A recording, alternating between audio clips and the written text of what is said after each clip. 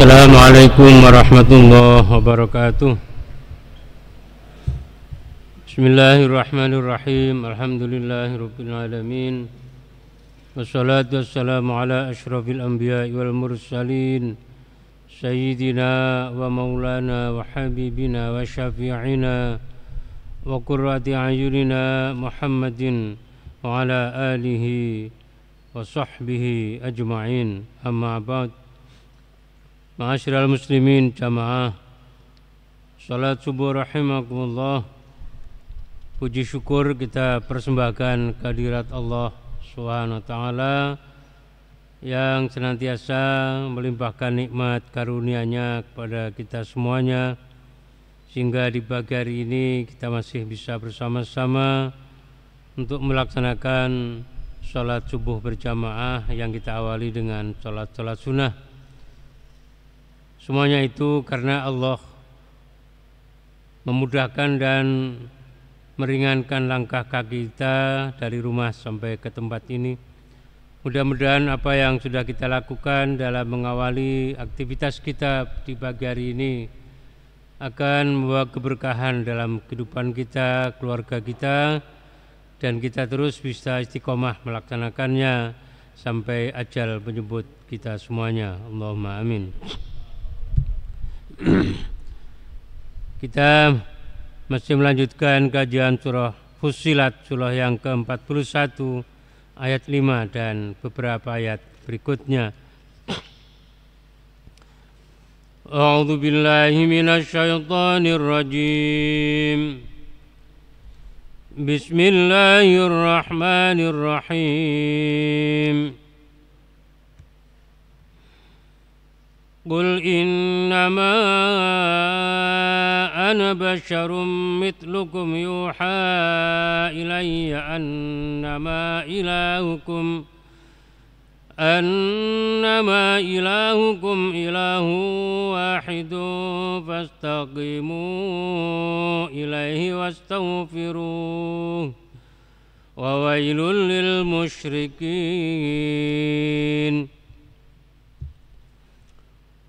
Dan mereka berkata, hati kami berada dalam tutupan dari apa yang engkau seru kami kepadanya, dan telinga kami ada sumbatan, dan antara kami dan engkau ada dinding. Maka bekerjalah, sesungguhnya kami pun akan bekerja. Keberpalingan dan ketiadaan respon orang-orang kafir itu bukan saja terlihat dari sikap dan tingkah laku mereka, tetapi juga dari pengakuan mereka sendiri. Ayat 5 ini menyatakan, dan sambil berpaling mereka berkata kepada Nabi Muhammad sallallahu alaihi wasallam untuk mematahkan semangat beliau.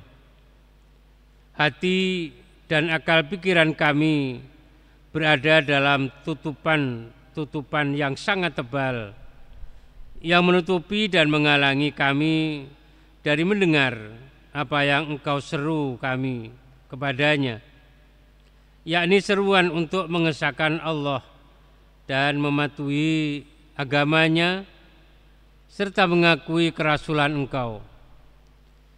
Dan di samping adanya tutupan itu, di telinga kami pun ada sumbatan yang menjadikan kami tuli, sehingga walaupun engkau berteriak, kami tidak dapat mendengar. Dan juga antara kami dan engkau ada dinding pemisah yang membatasi dan menghalangi pertemuan kita, sehingga kami tidak dapat melihat isyarat-isyaratmu yang boleh jadi dapat mengantar kami mengerti, dan engkau pun tidak dapat mendekat bahkan melihat kami akibat dinding itu.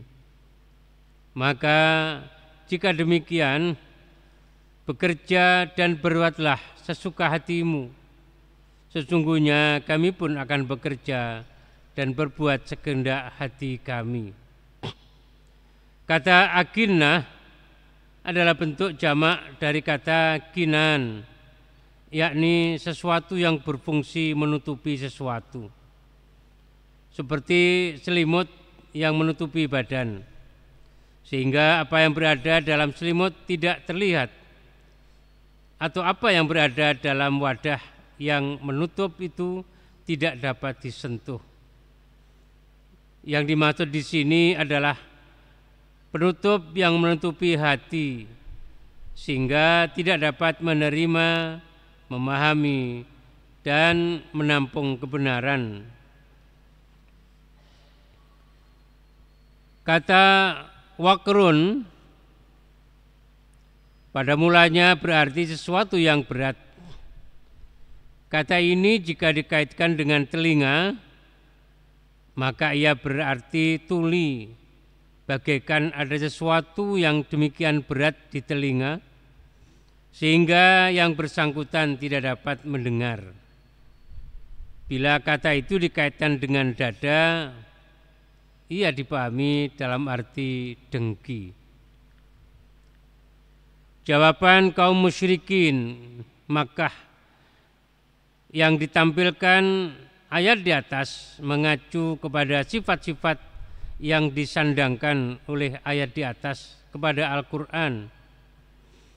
Pertama, Al-Quran diturunkan oleh Ar-Rahman Ar-Rahim.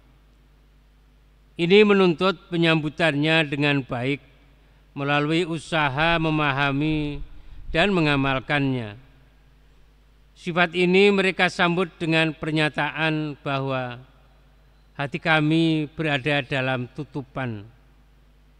Sifat kedua adalah bahwa ayat Al-Quran telah demikian jelas dan rinci, dan tentunya itu mengundang perhatian dan ketekunan untuk mendengarnya. Ini berarti ini mereka hadapi dengan menyatakan di telinga kami ada sumbatan.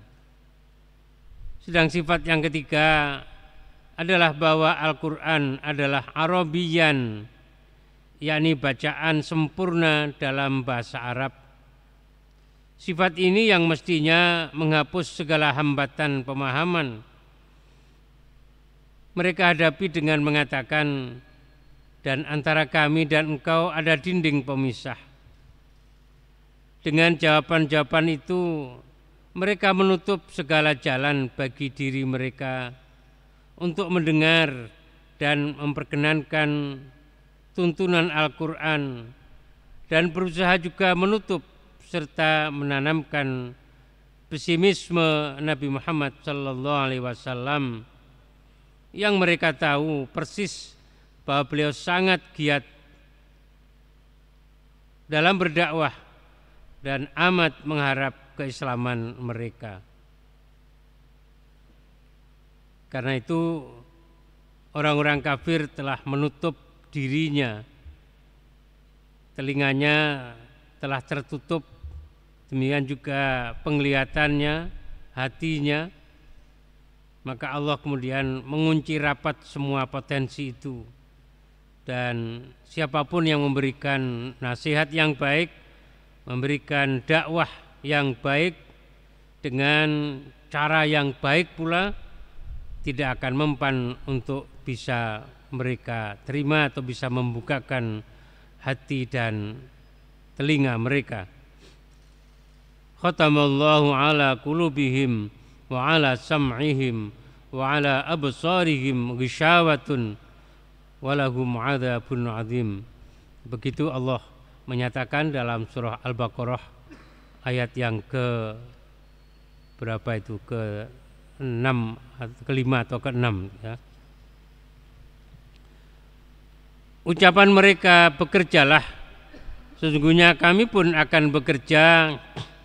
Ada juga yang memahaminya dalam arti lakukanlah apa yang engkau lakukan untuk menghalangi kami.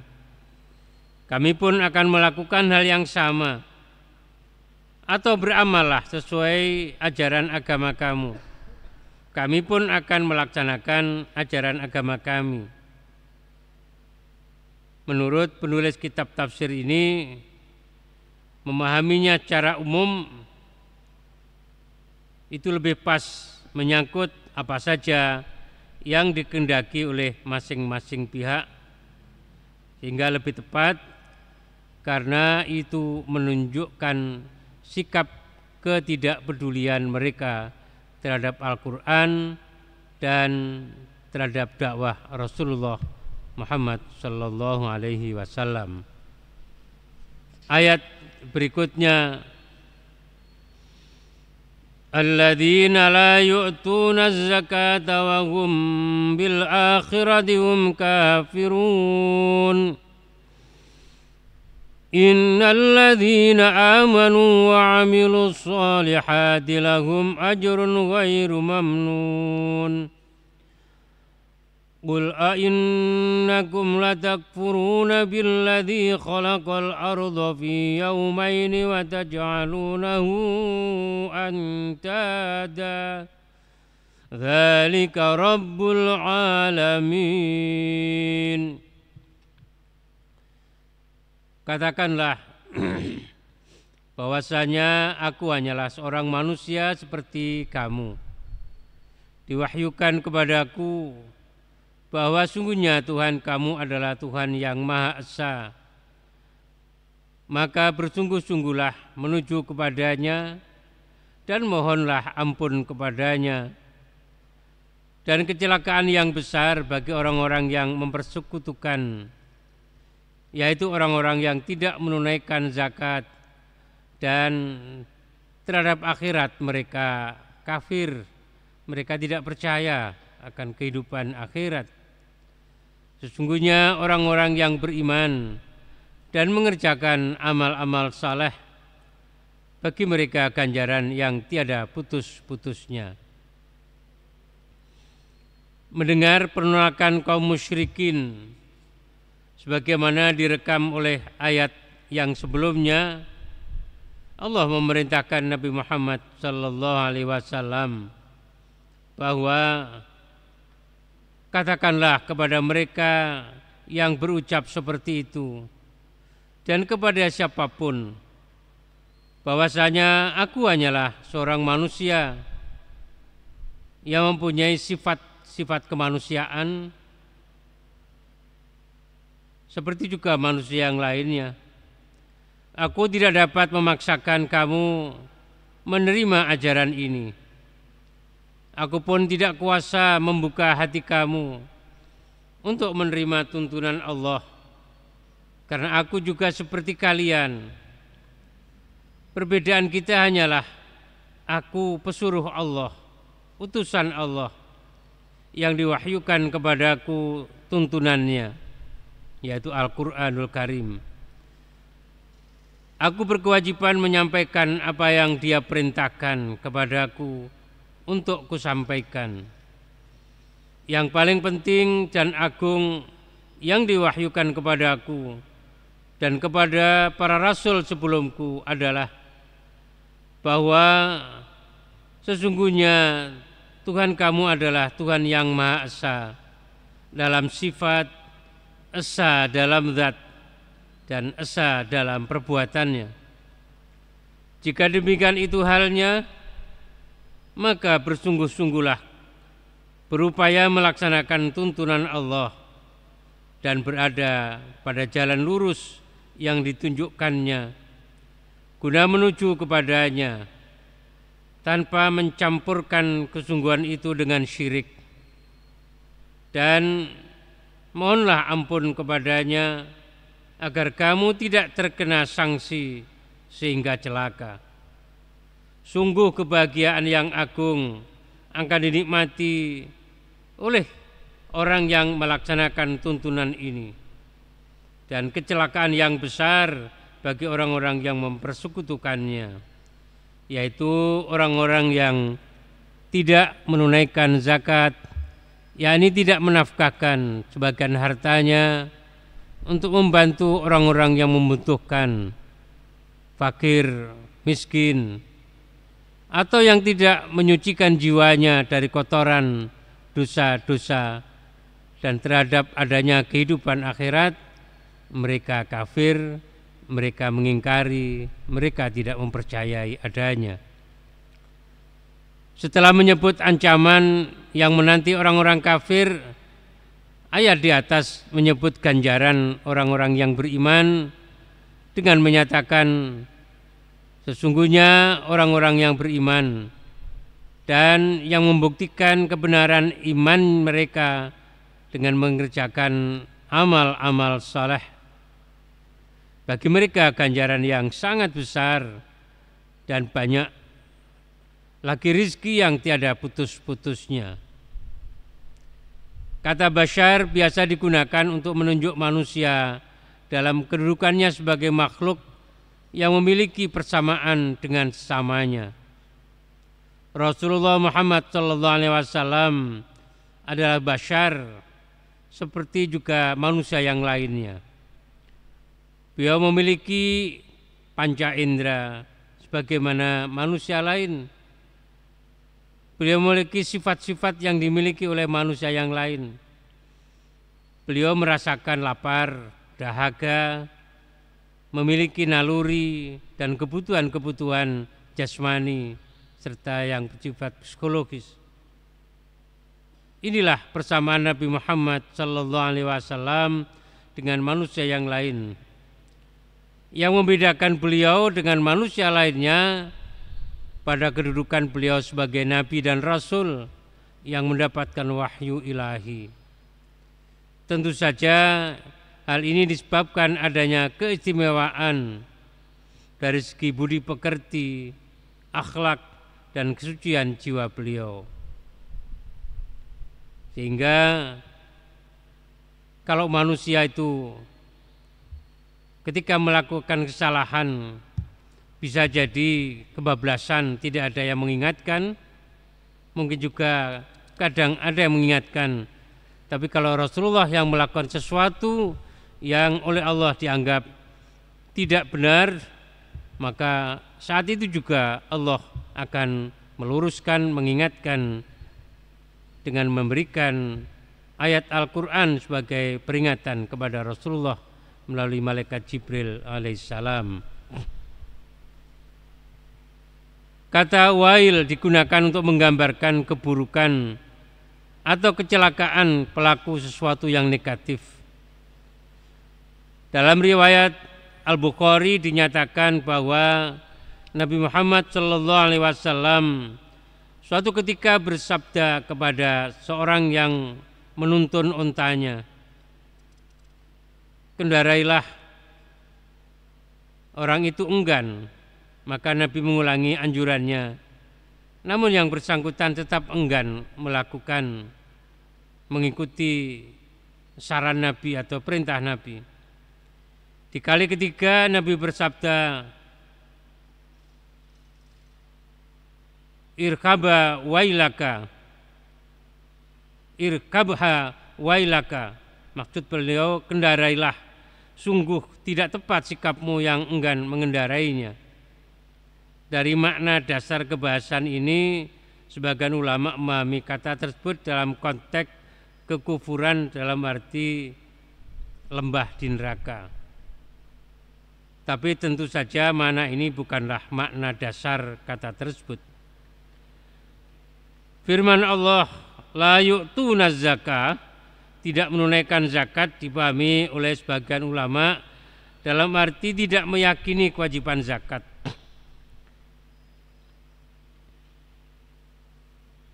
Pendapat ini diadang kebenarannya dikarenakan masa turun surah ini. Zakat baru diwajibkan di Madinah pada tahun kedua Hijriah. Sedang keseluruhan ayat-ayat surah ini turun di Makkah sebelum kewajiban tersebut. Karena itu ketika Rasulullah wafat, ada beberapa orang Islam yang kemudian menganggap bahwa kewajiban zakat itu hanya ada pada masa Nabi. Ketika Rasulullah sudah wafat, maka tidak ada lagi kewajiban zakat. Mereka tidak mau membayar zakat kepada Amir Mukminin, Khalifah yang pertama, Sayyidina Abu Bakar. Karena itu Abu Bakar kemudian memerangi mereka, orang-orang yang tidak mau membayar zakat bukan sekedar malas, bukan sekedar iman terhadap hartanya, tetapi mereka sudah tidak mengakui bahwa zakat adalah merupakan bagian dari rukun Islam, karena mereka menganggap zakat itu hanya ada pada masa Nabi Muhammad saja. Karena itu kemudian mereka diperangi, karena mereka dianggap sudah murtad, sudah keluar dari ajaran Islam. Kata mamnun terambil dari kata al-mannu, dapat juga dipahami dalam arti berkurang atau terputus. Dari sini kematian dinamai al-maitah, al-maniyah, karena ia memutus kelangsungan hidup di dunia. Menyebut-nyebut anugerah yang diberikan kepada pihak lain dilukiskan dengan kata yamunnu, karena penyebutan itu mengakibatkan kemurkaan Allah sehingga dia memutus nikmatnya kepada yang menyebut-nyebut itu, serta memutus hubungan baik antara pemberi dan penerima. Atau dalam bahasa Jawa kita sering menerjemahkan kata itu yamun itu dengan istilah ngundat-ngundat, ya, menyebut-nyebut dengan kalau saya tidak memberi tentu kalian tidak akan bisa seperti itu. Kalau saya tidak menolong kamu dulu, kamu barangkali tidak akan bisa hidup seperti ini. Maka itu akan memutus atau akan menghilangkan semua kebaikan yang pernah dilakukan orang itu kepada orang lain. Semoga Allah menjauhkan kita dari sifat-sifat buruk yang seperti itu. Ayat berikutnya insya Allah nanti akan kita kaji bersama pada Jumat yang akan datang, dengan harapan semoga Allah masih memberikan sehat dan umur panjang pada kita semuanya, sehingga kita terus bisa berikhtiar memperbaiki kualitas iman dan ketakwaan kita. Dan semoga Allah mengampuni semua dosa-dosa kita, dosa kedua orang tua kita, dosa anak-anak kita, dan dosa semua guru yang telah memberikan ilmunya kepada kita semuanya. Bismillahirrahmanirrahim. Alhamdulillahirabbil alamin. Allahumma shalli wa sallim wa barik ala sayyidina Muhammadin tibbil qulub wa dawaiha wa afiyatil abdani wa shifaiha wa nuril absari wa diyaiha wa ala alihi wa sahbihi wasallim. Allahumma fir lana dzunubana wa liwalidina warhamhuma kama rabbayana shighara. Rabbana fir lana dzunubana wa li ikhwanina alladziina sabaquna bil iman wa la taj'al fi qulubina ghillan lil ladziina amanu rabbana innaka ra'ufur rahim. Allahumma anfa'na bima 'allamtana wa 'allimna ma yanfa'una wa zidna 'ilman nafi'a. Allahumma inna nas'aluka as-sihhata wal 'afiyata wal mu'afata at-ta'imata fid dini wad dunya wal akhirah. Rabbana atina min ladunka rahmatan wa hayyi' lana min amrina rasyada. Allahumma a'inna ala dzikrika wa syukrika wa husni ibadatik. Rabbana atina fid dunya hasanah wa fil akhirati hasanah wa qina adzabannar. Wa sallallahu ala sayyidina Muhammadin al-ummi wa ala alihi wa sahbihi wa baraka wa sallam.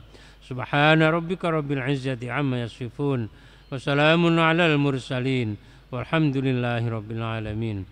Subhanakallahumma bihamdika asyhadu an la ilaha illa anta astaghfiruka wa atubu ilaik. Assalamualaikum warahmatullahi wabarakatuh.